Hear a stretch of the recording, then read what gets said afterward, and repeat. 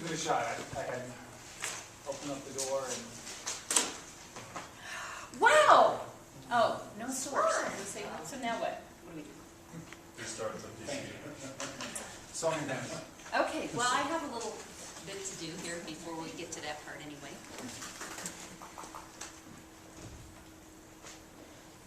Don't start the clock. Okay, well, while he's tinkering with that, the educational speech, you know, when I wanted to go to the next step, it was, well, now you do your ACB or ALB or alphabet soup, or I didn't know what any of that was. And the advanced communicator bronze or the advanced leadership bronze are the next track that you go after the competent communicator. And you can go bronze, silver, and then distinguished. And I didn't know what any of that meant. Kathy and Dave, especially Kathy, helped me figure that out. And it's all online, but it all just seemed kind of nebulous to me. So I thought I would do an educational speech on what it takes to get to that, going with the, what is it, the Leadership Excellence Series.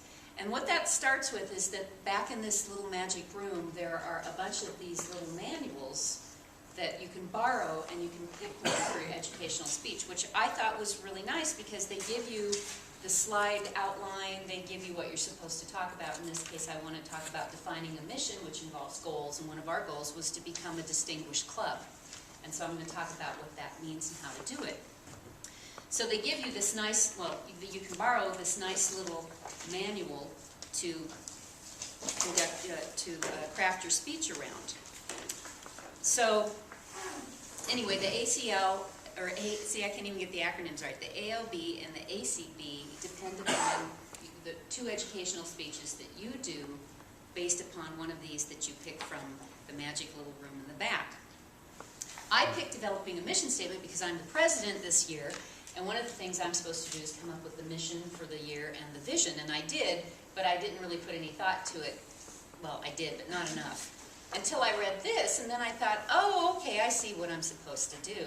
So I'm going to go back and rework it, and then one of the times when I come up here and speak as a president, then I will present it to you, and we can kind of vote on it, which is how we're really supposed to do it, which I would never have known had I not done this.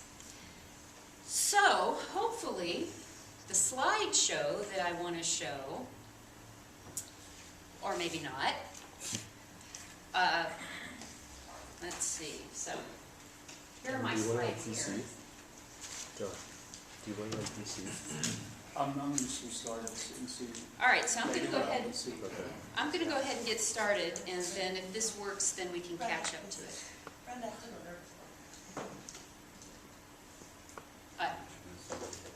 are we doing? Oh, okay. You're already agreeing. I'm already agreeing. Okay, first of all, what is a mission statement? Well, it's supposed to be a foundation for what we want as a club to be. It's supposed to explain the purpose of the organization and how it daily serves us. Well, the purpose of the whole organization, obviously, is to become better speakers and leaders, and how it serves us is up to us. So, do we want to become better speakers or leaders because it's for our jobs, it's for self-enlightenment? How do we want to do that? What do we want to do? What is the purpose of what our club wants to do within the realm of what Toastmasters offers? Last year, Mark Eaton was our president, and his mission for the club was to help each other to become better speakers and leaders, which I think we've done. And so, with that in mind, I want to pick something like that and take it to the next level and move it forward. Okay. The mission also, if you had products and services, should help define what those products and services are. We don't have any products, but the service would be, I would say, to ourselves and to our community, to ourselves as being speakers, and to our community getting whatever message that we have out. Some of us are realtors, some of us are business owners, some of us, we all have different reasons for why we want to get up in public and speak. Okay. And the mission should also kind of state what the strategy is, your goals, and what the strategy is to achieve those goals. Okay. For example, and I would have this up here, I can get this word, Microsoft's mission. At Microsoft, our mission and values are to help people in business throughout the world realize their full potential. It's kind of broad, but it does tell you what they do. I kind of think that we can do better than that, because what we do is not so broad.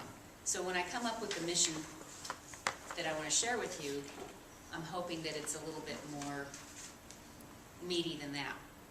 Okay, so to create the mission, the strategy that I had mentioned, how do we want to do it? Well, we want to create a mission that talks about us, but then how do we want to get the word out about it? For example, one of our goals, when you have a mission, you have goals. One of the goals could be to get more members. One of the goals could be to become a distinguished club. So how do we do that? How do we get the message out there? Well, to get more members, we could, and we do, go on the radio. We can have, I think it was Lori had a really good idea that she mentioned to me over the weekend, that we could actually have guest speakers who aren't Toastmasters, but who are well-known speakers for whatever they speak about. We could have them come. They may even join, but we could actually entice other people to come and listen to those speakers. If we knew, if we knew a speaker was coming, we could announce it on the radio, in paper, however we want to do it, and invite people to come and listen to that speaker. So not only maybe that speaker will sign up, but also the people who come and listen will say, hey, this is a cool group. I want to be a part of that. So those are some of the types of strategies that we could use. And we could form committees, for example, to maybe go out and find speakers. These are all just ideas that I'm throwing out to have strategies to achieve your goals. All right. And the important thing about a mission, too, is it should be written down and put somewhere so that people can see it. And right now, it is on our website, which is great, because every time you come to the website, it's in the upper right corner. There's a mission and a vision for our club. Oh, look. There we go. Yay! Yay! Thank you, John. All right. And, of course, our thing does not, because we're missing the dongle. As you can see, I've been through a lot of these. There's Microsoft. And there's Toastmasters. I didn't read theirs because it's kind of long. Time is now of the essence. Brainstorming, write down. We can't see it, of course. Oh, because I'm there. All right. Okay, I'm going to get, okay, so this is kind of where I left off. And I'm going to, since I don't have I'm going to be using this full space here. All right, so for example, one of our goals, I know, is to become a distinguished club. And we always talk about that at almost every meeting, and I never knew what that meant. What do you need to do to become a distinguished club?